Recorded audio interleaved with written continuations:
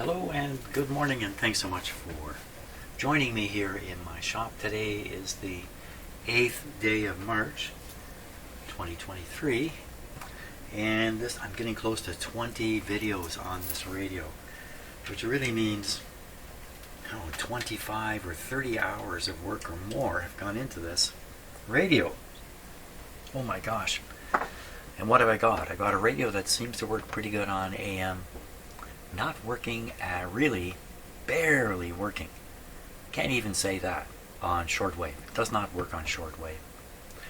So yesterday I tried to prove out some of the early circuits, the coils and the capacitor and stuff like that, hoping to find something wrong. I didn't. At least it appears as if there's nothing wrong with the area I went through. I have two options. Well, I only have one option here. One thing that could be done is signal tracing, but the equipment I have, basically my signal tracer over here, is really intended for broadcast band radios. It doesn't, it won't tune anything above the broadcast band. I can't really use it effectively on shortwave.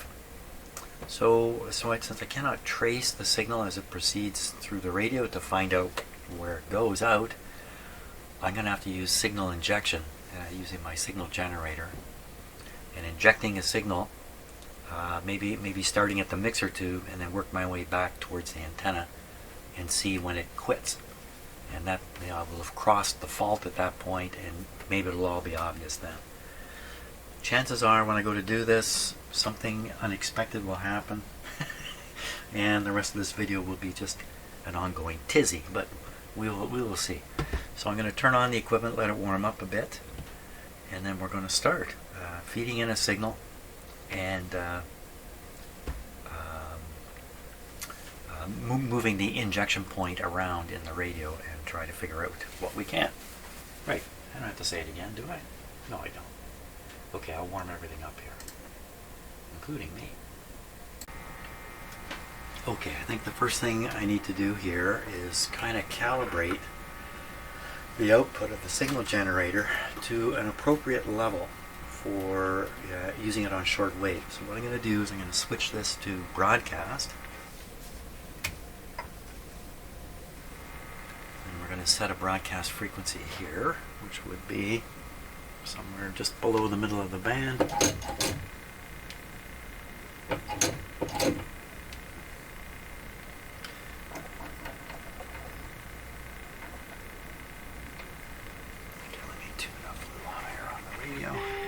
There we are.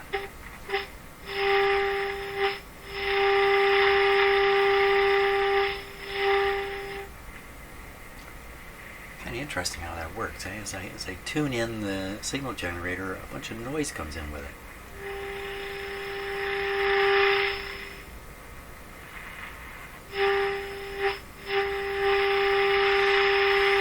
Put it on the list of weird stuff. Okay, so this, if I note the volume here, I'm going to turn it right up.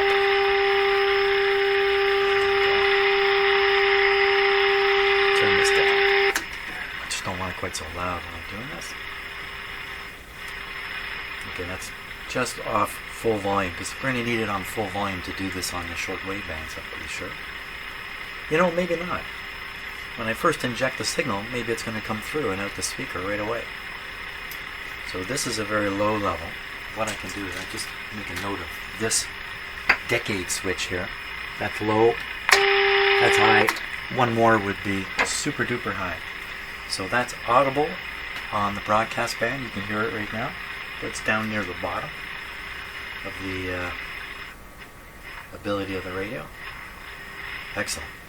Okay, so I have some, here comes my cat. I have some notion now of levels, so we're going to go to the shortwave band, 9 megahertz. This is about maybe 9.3, something like that.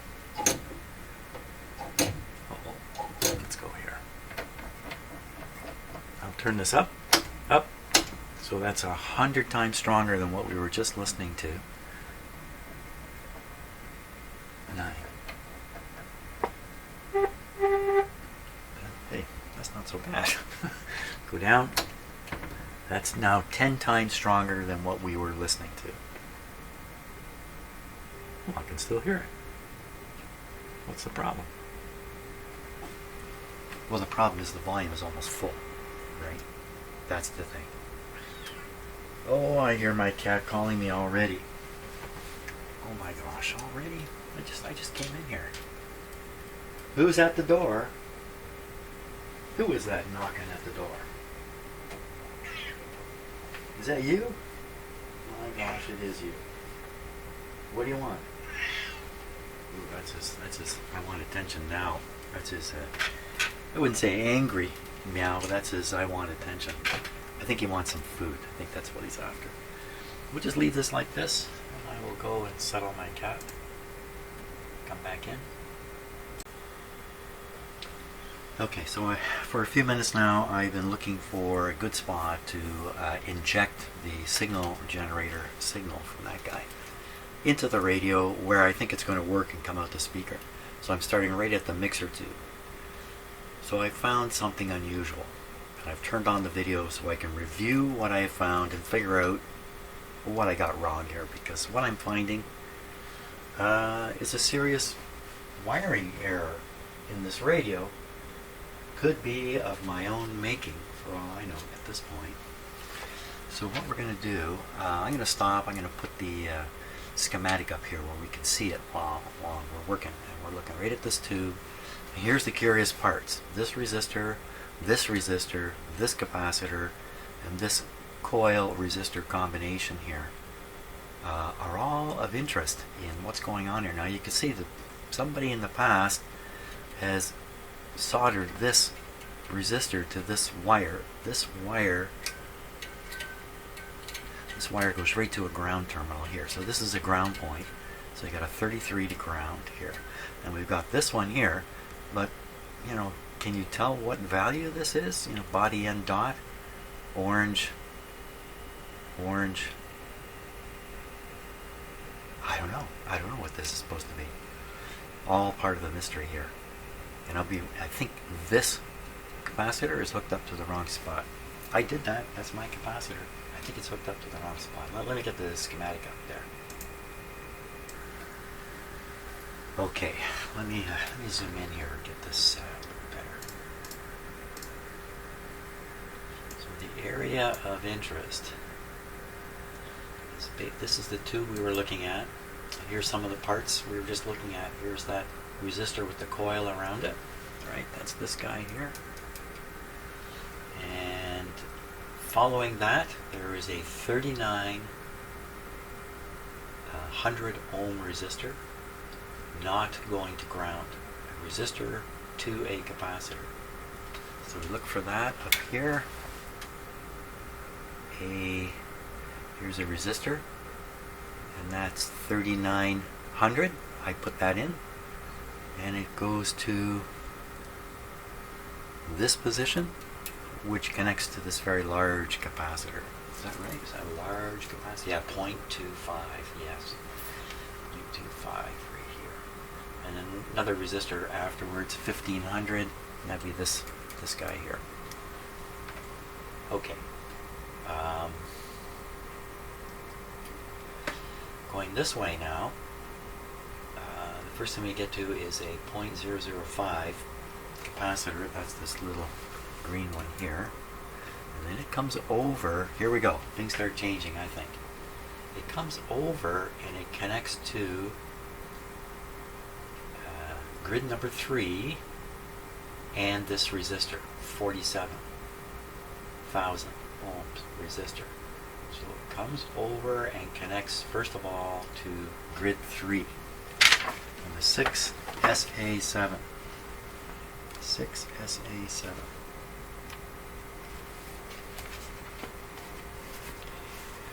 Grid 3. You see right there it says G3. Down here, same thing, G3. Pin 8. Pin 8 is G3. Pin 8. Well, that's where it's going. Okay, so whatever I was saying before it is correct. It comes to this location. I mean, I'd rather have it be correct, Because if it isn't correct, you got to explain how come the AM radio works and the shortwave doesn't. And there's no explanation that makes sense if this is done wrong, and that's the cause of this weakness. It'd be weak on the broadcast band too. And so coming from there, looking again on the schematic, so we have wait a second now.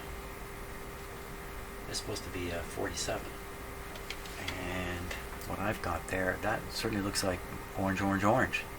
33K. Number 8. Have I got this right? Number 8 is G3. G3 is where this radio is feeding in the signal. Well, I feel like I'm going around because the 33, if you look on the schematic, there is a 33. It's down here, hooked up to grid number 1. Okay, let's follow that for a minute. Grid number 1. No, grid not pin number 1. Grid number 1. Grid number 1 is pin number 5. Grid number 1 is pin number 5. 5 is here. So that could be a 33. Okay, so we look at the schematic, we see 33 and a capacitor. 33 and a capacitor going over to a coil. Going right to a coil, right to a switch. Well, yeah. What's happening here? 68 picofarads and tied to the switch.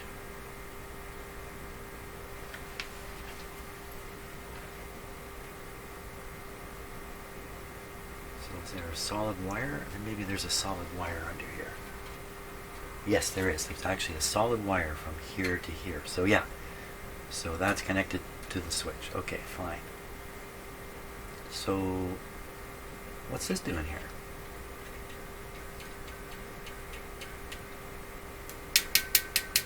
Bit of a microphonic. I think I noticed that before. Something's microphonic in here.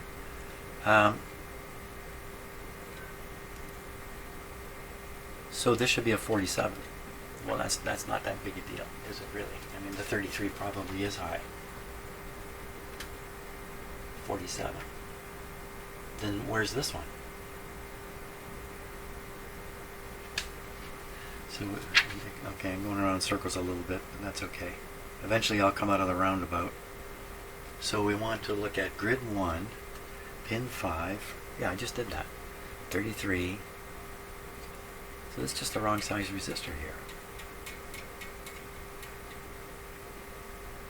So let's try it again. So this is definitely pin 8. So pin 8 is, I'm just double checking, is grid 3. Grid 3 should be the input signal. The input grid for the signal, and off of that is a 47. So if this to be 47, that would be like yellow, purple, orange. That's far from yellow, purple. It's possible there's a variation in the components between radios. I know this is the only schematic I've got here. Is there some variation here that I've missed? There was a comment about something being different between the radios, but I had to read through all this to spot it, I think. Look at all these voltage measurements I haven't made use of yet. Well, somewhere in here I think I read that in this model it's this value and in that model it's that value, but just what point or what component I can't remember. And I'm not going to spot it quickly like this. So we assume everything's correct, except this is the wrong size resistor, and it happens to be coincidentally exactly the size of this resistor, and that's what caused me to go around the bend. Meanwhile, the 47K doesn't exist. Okay, that's what's been going on. So it's not really what's going on with the radio, it's really what's going on in my head. Now, we want to inject some signals here. Right into there. Right into there. So first I'm going to put a protective capacitor there. I shouldn't really need to do this, but I feel better if I do. And here's even a little resistance with it. That's a long one. That's pretty long. That's too long. A smaller capacitor would be good too. Here's one. Here we are. Okay, we got it. Resistor here. It's very small. This is 380 ohms. 380 ohms and a small capacitor. Okay, I'm going to try to clip it on, basically right on the grid of the mixer tube. I can get it from up here. This might make some funny noises. Haha, very funny. Just total humor there. Okay, now we want to feed the signal. The signal is currently coming into the antenna, working its way through the early stages of the radio and arriving at the location that I've attached this. Very weak. I'm going to move the input from here to there. And if everything's working, as I imagine, it's going to be screamingly loud. So I am going to actually work the volume control here a little bit. Because I just don't want it. That's full volume. So memorize the sound level.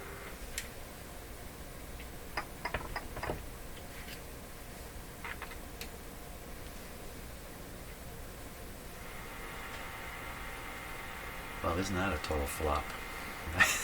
Just that flopped. Maybe the radio's retuned a little bit. Got the volume up full now. Well, that whole theory went down the drain. What did I do? What dumb thing did I do here?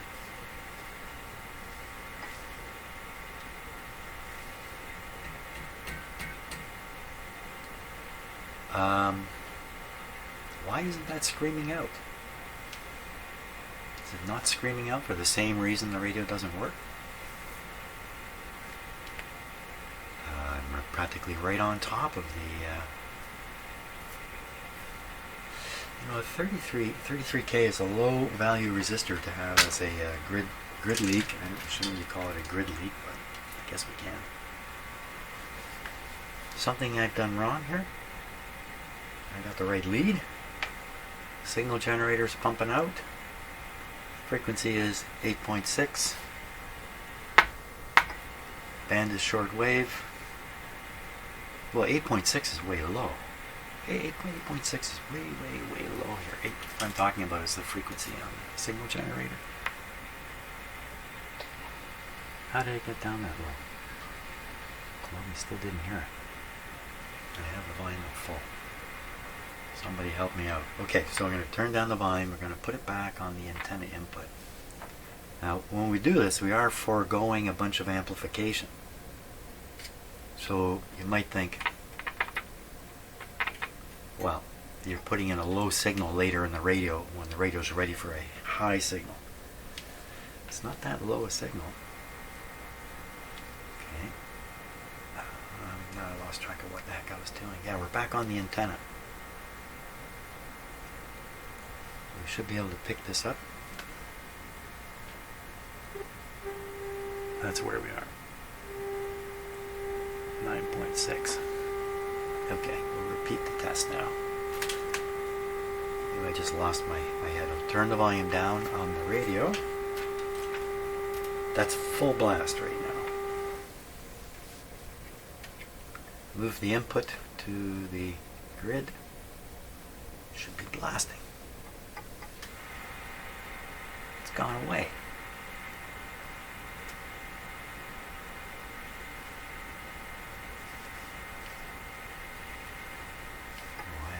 Really got something wrong here. So I am putting a fairly low impedance signal generator on here with just a 300 ohm resistor. But I don't see that should kill it. Kill it dead? Appears to be what it's doing. Let's go back on the antenna here.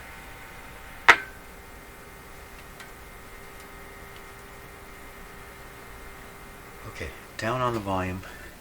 Okay, so I've increased the output by a factor of 10 now. You can see what's happening. So now I have the volume here. I'm going to go here. You gotta be kidding me. Just barely hear something.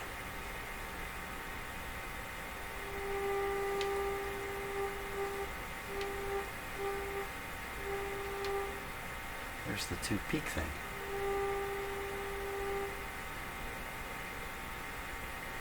I'm losing my brain here. This is just not quite going the way I expected. Okay, so let's compare volumes now.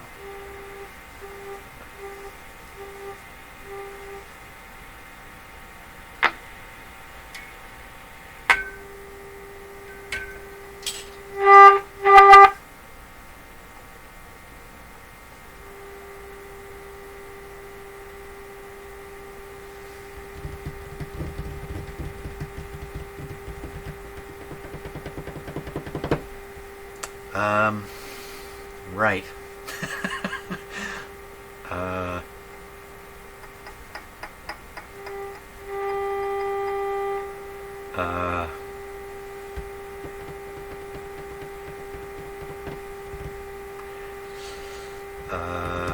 So what's happening here is I'm feeding a signal later in the radio, and the signal is coming through, but very faintly. And when I feed it in early, like more towards the front of the radio,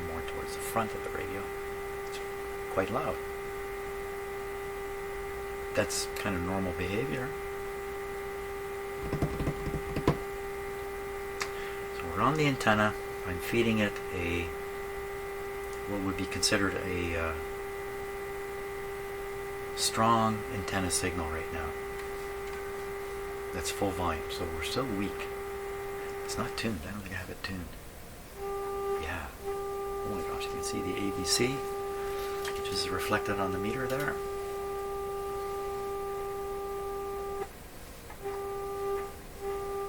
It's me tuning the radio. Maybe the secret is finding out why there's 2 peaks. 1, 2.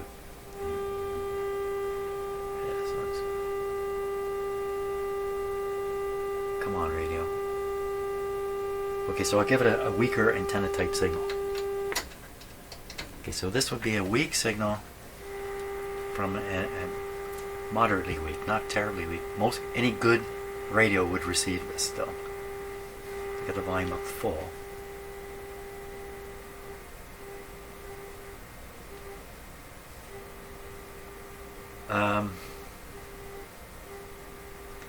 Yeah, because if the volume's down in the regular area, there's nothing there to hear. What the heck is going on? I have to take a guess that hooking up the signal generator is disturbing the circuit so much I'm just getting results that aren't really meaningful. The idea was, as you move the signal input forward, the signal gets louder and louder, but that's not necessarily true because there's an amplifier involved. This tube here.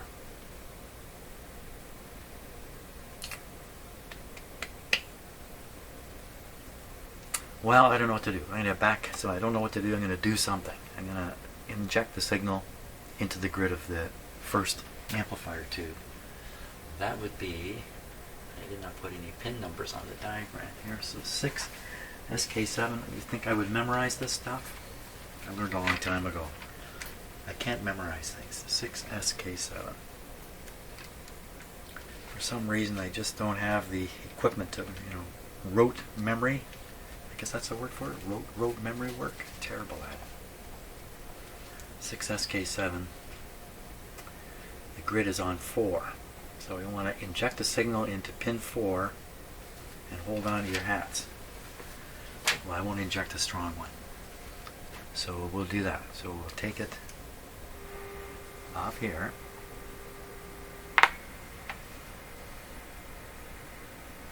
Take this off. Pin 4 on this tube. Somebody stole my flashlight. Here it is.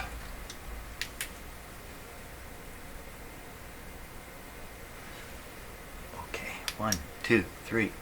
So pin 4, this capacitor coming over. I'm going to go on the right on the terminal. Still using this little guy. This should make noise.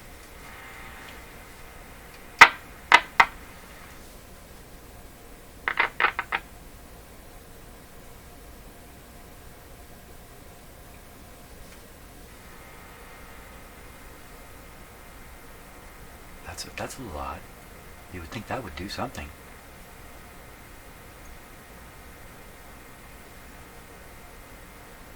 Okay, moderately strong antenna level signal.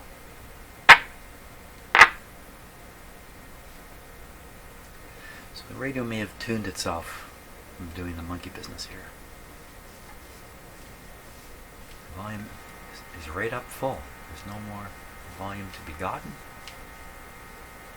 Why?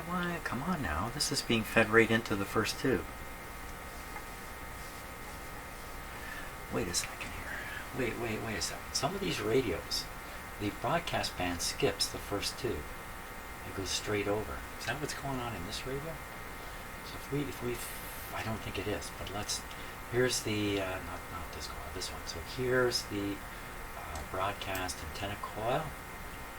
The output of this coil is here. See, you connect it here. It goes straight up through here and right onto the RF tube that we're testing. And I'm hooked up right here, right now, right on this line. We can't hear it. How can this be? How can we not hear this? I mean, I'm essentially,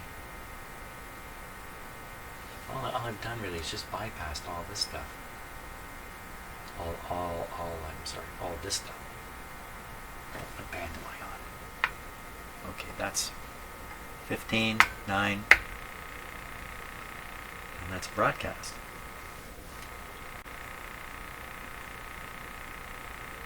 Okay, right.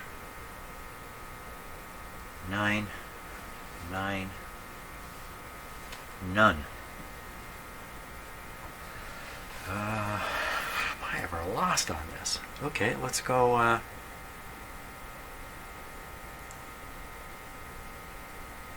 don't know. Let's go have a coffee. So I'm going to take this off. This has really got me confounded now. I mean, how can you hear it? Why don't you use this? Maybe I'm killing the signal with that thing. It's a pretty small capacitor. Okay, let's skip the capacitor.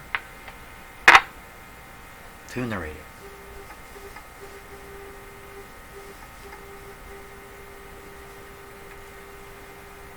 Include the capacitor. It's still there, of course. Not likely this capacitor is killing anything. Why can you work on broadcast with lots of volume? Actually, works quite normally on broadcast. Very, very silent on shortwave. How can this be? I do have the link open back here, yeah.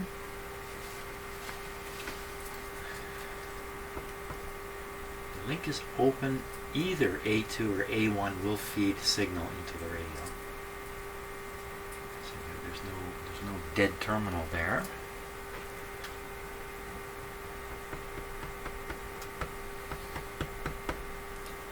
Well, if it's going in here and we can hear it, it's going in through the antenna. Must be traveling through this, assumably encountering a ground here on the coil. The secondary gets the signal from the primary. The secondary, the bottom here, is grounded. Well, this is in broadcast, so when you have it in shortwave, this ground is lifted. Oh, this ground is lifted. Does that make sense? Doesn't make sense. Okay, not sure what's going on. And we have the signal's got to get to here. And throw the switch.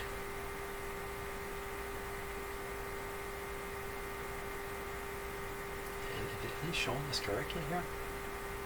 Why is this white part moving over here?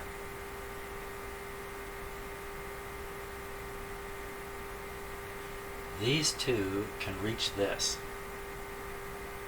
This one can only reach that. Why would they do that? Slide it once. This is now disconnected. And in its place is this. It's kind of weird how they're showing a switch here. Like, this is the permanent connection. It's always in contact. I don't know, maybe this is just the way the switch was physically built and they used it this way and this is what it looks like, and not to think too much more about it.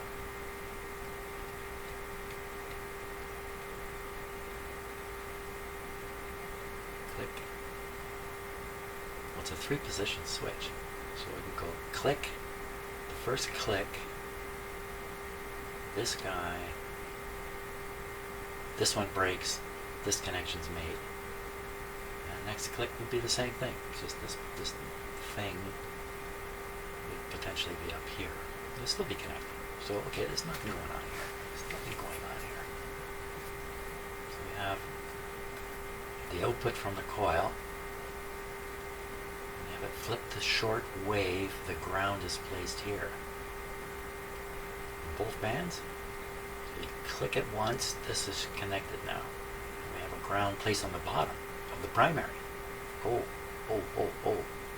Right, I wasn't really paying attention to this. Ground placed on the bottom of the primary. And the ground is maintained if you click this twice. And in fact, when you click it twice, the ground is moved up to here. The ground is on here. And this ground is maintained. So you're shrinking the size of this coil. So in one setting you got the whole coil, ground here. And the next setting you've got only this much coil, the ground still here. So you're switching the ground from here to here. But it makes no difference in the operation of the radio. The radio is dead no matter what I'm doing with this switch. Not dead. It's, it could be dead. I could be putting in such high signals that they're just flying through the ether and arriving somewhere later in the radio, coming out the speaker.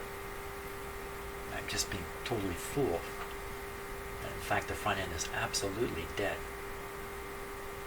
I don't know how possible that is.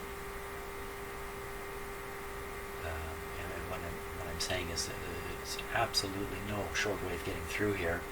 It's somehow, when I got the levels up high enough, it's skipping over. Well, I can't skip this far. I would have to skip into here. I check this coil. It's continuous. Sometimes they fool with the screen voltage when you're switching between bands. Wait a minute. Screen voltage? Voltage has to do with the switch. Yeah. See, when you switch the radio off, switch it to phono, you would break the supply to the screens. But this is made permanent. You know what would be a good idea? I think avail myself of these tube voltages and run through them. It's on the other page here. Run through these tube voltages. And just see if there isn't something out of sorts. I need to do that sooner or later. I may as well do it now. So I'm really stuck. I really don't know how to move forward other than this. Okay, I'm going to stop for a bit and then come back and do all these measurements and we'll find out what happens. Okay, here we go. Let's see how this works out. So we're starting off with this tube first. This is the first amplifier tube. We're using this meter. The meter currently is on the 300 volt scale. So 150 volts in the middle, 300 at the top. I know you can't see the scale from there, but that'll give you some idea. If we look at the chart may be hard for you to read. Look around, there's a minus 0.85, there's a 92 volts and a 160. That's what I want to find on 6 and 8. So pins 6 and 8 on this tube. Pins 6 and 8. There they are. Okay. There we go. It's the right tube. Pins 6 and 8. I can't see it again. Make sure I got my eye on the key. Okay. This is the plate. So you see it's up over, it's close to 200 volts. It's right on. In fact, it's almost dead on 200 volts. And what does the chart say for that? 160. Isn't that interesting? And it's 200. Okay, and then the other is this one here. And we see it looks like 100. And that's supposed to be 90 something. So funny, the voltage is a little high on the plate. Don't think that's of any consequence though. Okay, so we're going and there's no other voltages of significance there. The next tube would be the 6SA7 right here. And on the chart, where is it on the chart? 6SA7 is this tube here. On that tube, you see 95 and 221. Pins 3 and 4. That's what I want to look for then. 3 and 4. 1, 2, 3 and 4. So 3 I can see has a wire going right. This has got to be the plate here. Then that goes right up. That meter does look sticky, doesn't it? So that's reading to over 250. Okay, and the proper voltage for the plate on that tube, 221. So it's a little high again. What's the supply voltage? Today is 108 volts. I'm not even supplying it with full AC voltage. The other, what we're looking for those are gross error. So we're looking for pin 4, next one over. Next one over, and we're supposed to get what? All of, getting my eye in the right spot, 91 volts. 91 volts, next one over.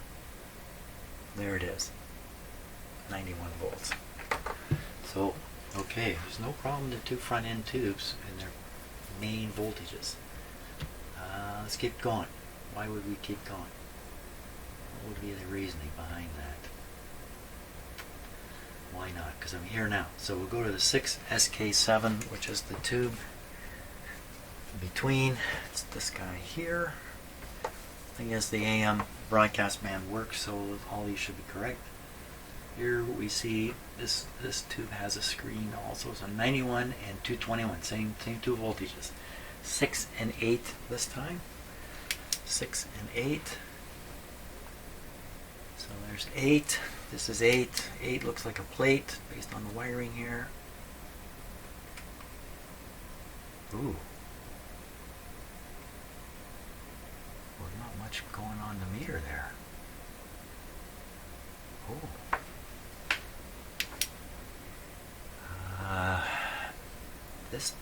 No, you know what? This is the one that I have arranged the bypass around the plate. Oh my. How come I didn't pick up on this earlier? So that was 8 and this is 6. So 6 has its voltage. Well, this is a problem. Not this. This. This is a big problem here. How come I didn't pick up on that? So that plate feeds into the defective primary coil. And I have a bypass resistor bypassing the defective coil. And I got almost no voltage there. Let me check it up on the top side here.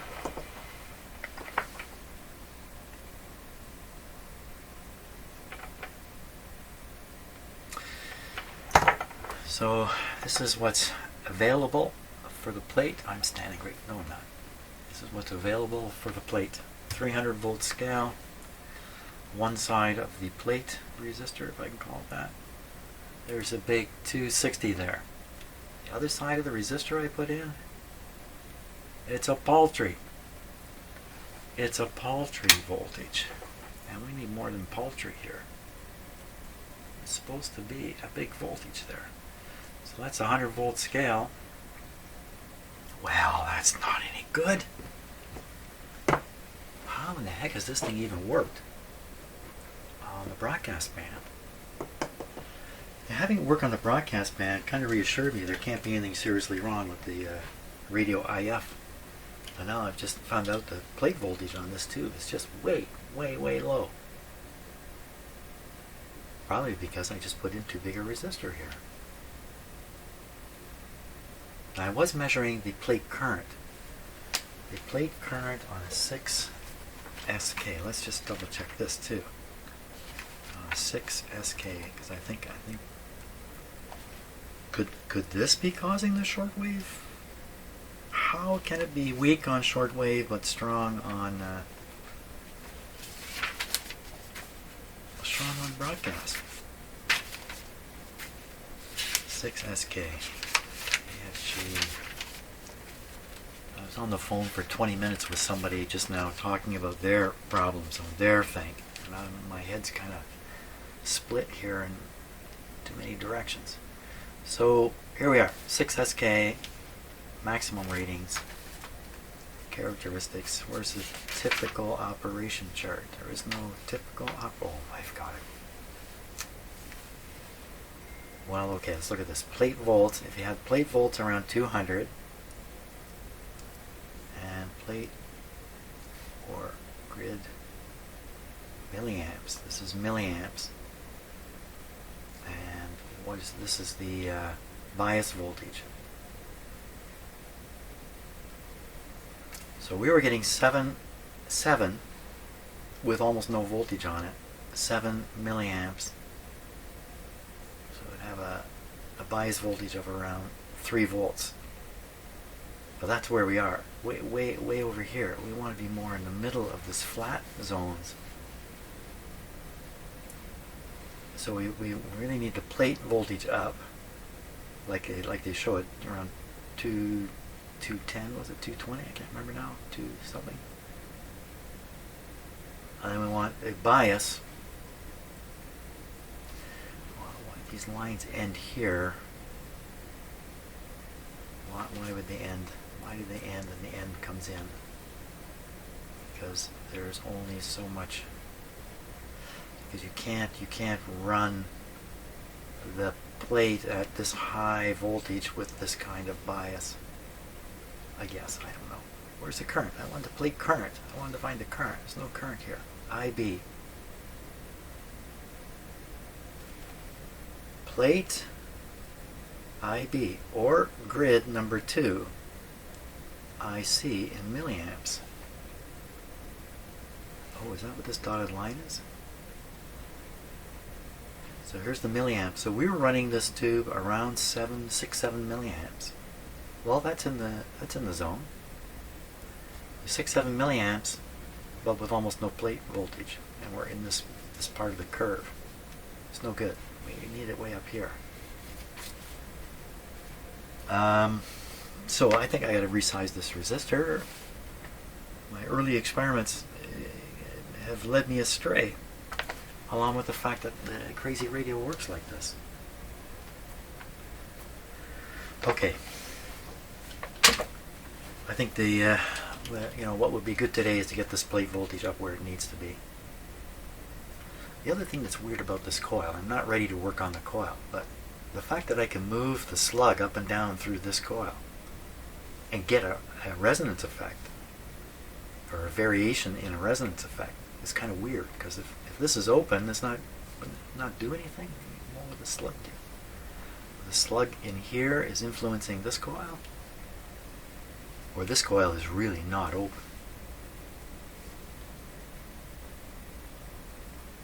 If this coil were not open, then having this resistor here in parallel with it probably wouldn't be doing much,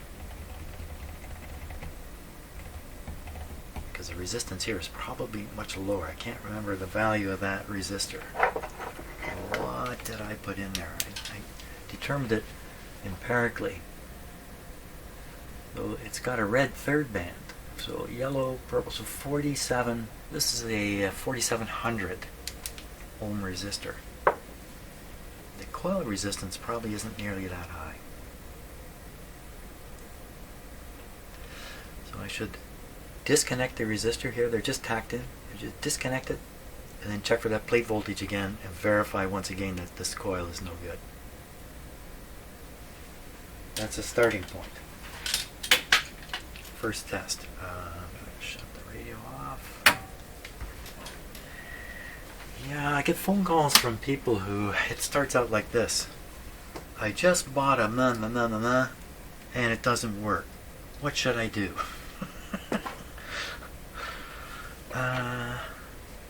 And often it's a console, they're complicated machines. You got the record player, you got the amplifier. Oh my God.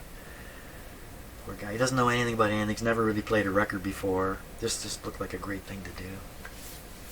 Okay, that's off. Soldering iron should be hot. And we'll just untack that. And we'll check for plate voltage again.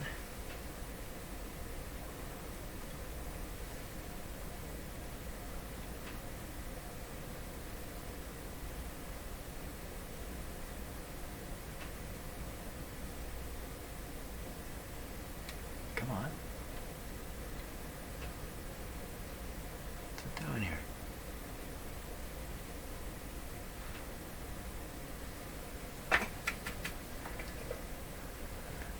That's another indication that the temperature setting on my soldering iron is not what it purports to be. There we go.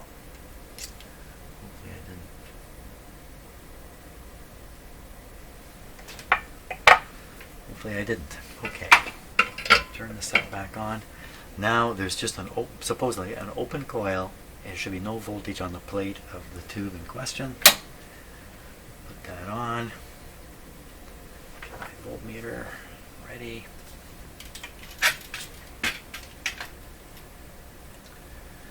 Mr. Voltmeter, what do you say?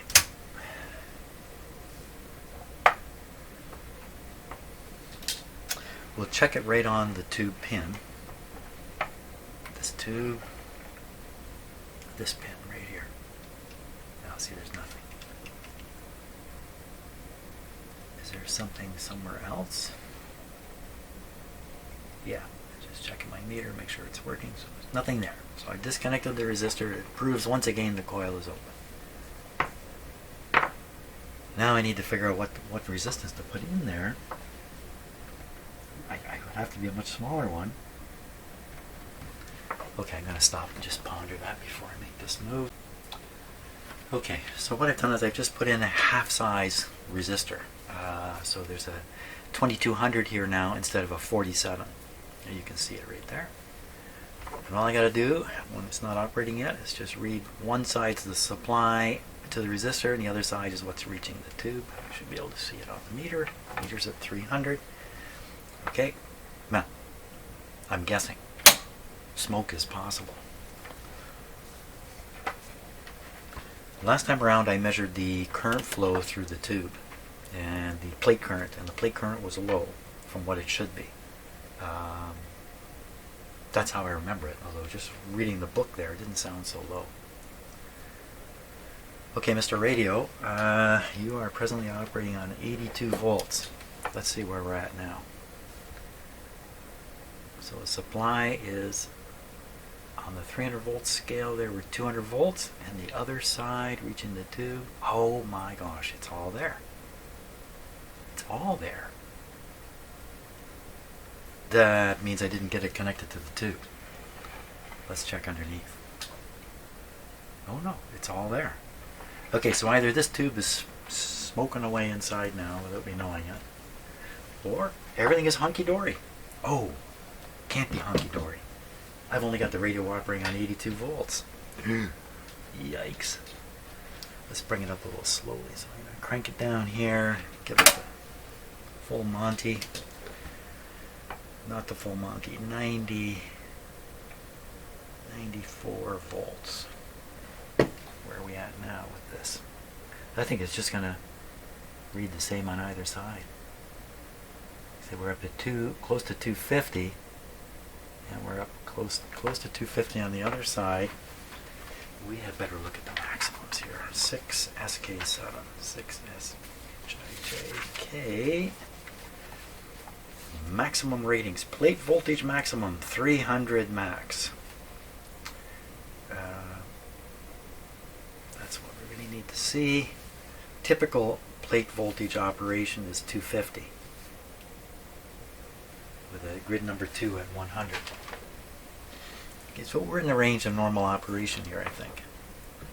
Then why wouldn't we connect an antenna and just verify the radio is operating, at least on the broadcast band? We'll turn it down. No, down, turn it down. Broadcast band, turn it up. No antenna. They're now going to apply the antenna. Apply the antenna. We will skip the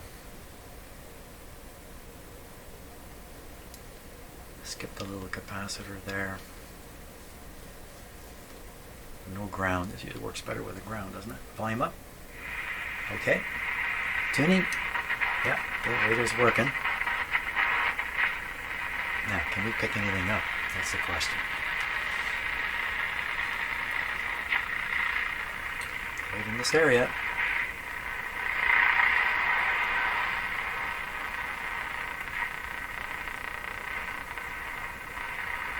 I don't hear a thing.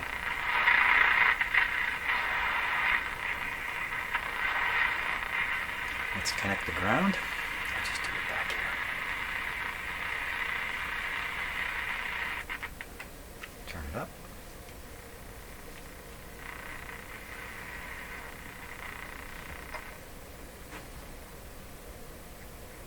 Well, it went really quiet suddenly.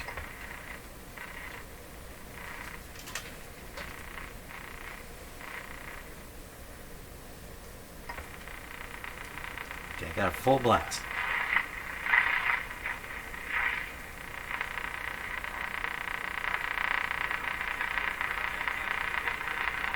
There's that station I get. This is the English station in the middle of the band.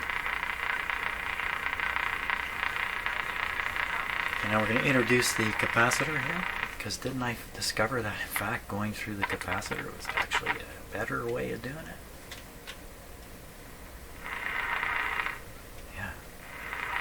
Capacitor? No capacitor. Capacitor? Oh, so mysterious.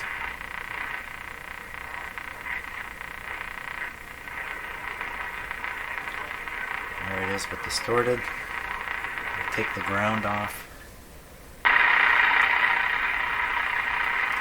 Oh, careful there.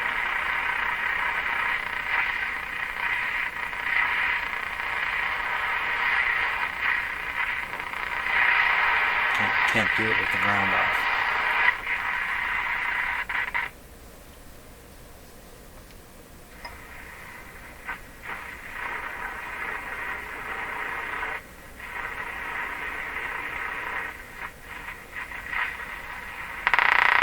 Oh no.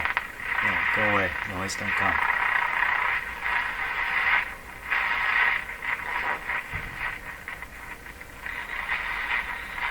Pretty strange to pick stuff up here. Way at the high end of the band. Let's go down to the bottom of the band.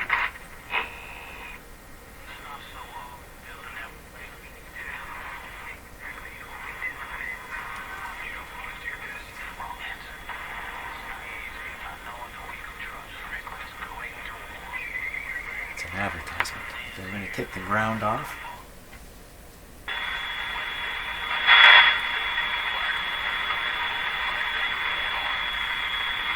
Introduce. I'm gonna go straight on.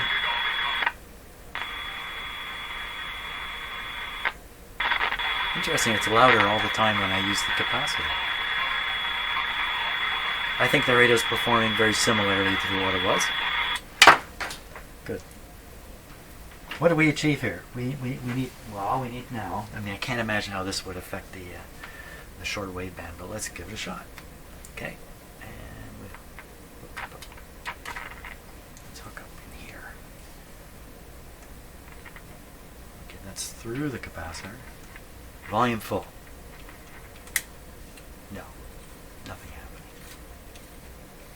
Nothing happening. Oh, because I got the voltage way low. The voltage is way low.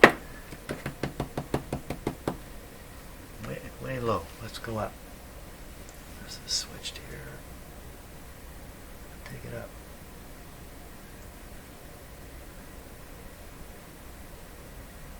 So that's 113 there. Check the voltage on that. Okay, the supply is now 260, and the tube is feeling the effects of about 245. Just a 10 volt drop on that resistor. Now maybe that probably changed the alignment of this, and maybe the whole thing is bogus now that I've changed this resistor. Well, I'm going to leave it here. I just feel like I'm just flailing at this point, but you know, that's what happens. To flail for a while. Thanks a lot for watching. I do have some more projects coming, so this guy is probably going to disappear from time to time, and other stuff's going to be out here, and then he's going to return to torture me more. But we'll see. I don't know what I'll be doing tomorrow. Thanks a lot for watching, and see you later.